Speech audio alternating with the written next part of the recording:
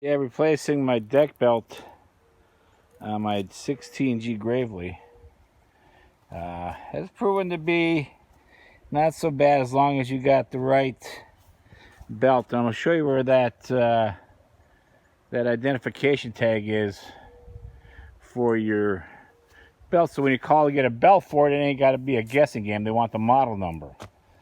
And a lot of people don't seem to have that on the Gravely decks, mooring decks anymore, but I happen to have it on this one.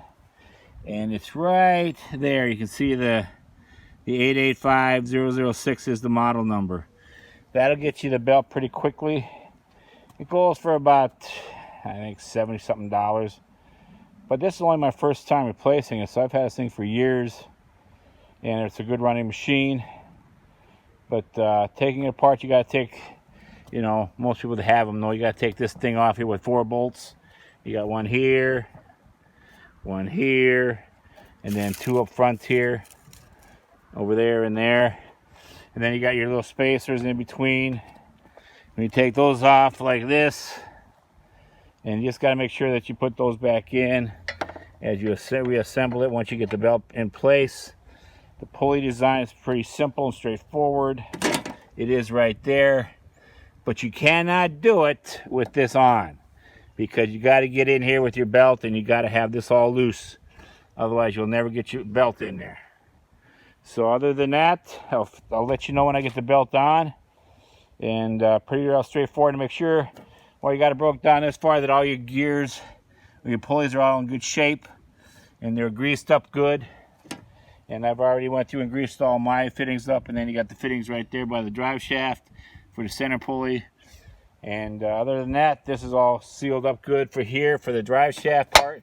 And you also got a grease fitting right there. So you got to make sure everything's greased up while you got it this far apart.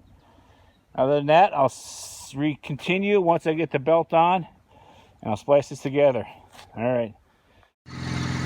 Okay, so then, like I was saying, once you get these pins in place here to hold the arm up in place for the lower deck, you get these pins in place and this rocker arm comes down. Once you get that done, then you can swing back over here and you can adjust your deck height to where you want it. So now that the deck is on, I'm going to hook up the shaft, but I'm going to shut it off because it's a little bit loud to be talking while it's running. Then I'll get that shaft hooked up and I'll show you what that looks like.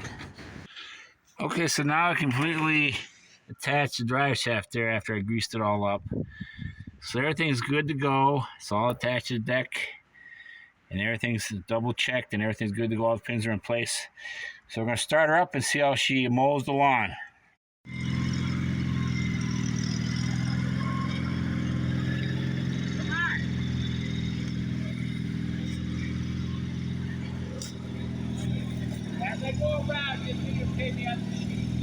Oh, I thought I was watching something.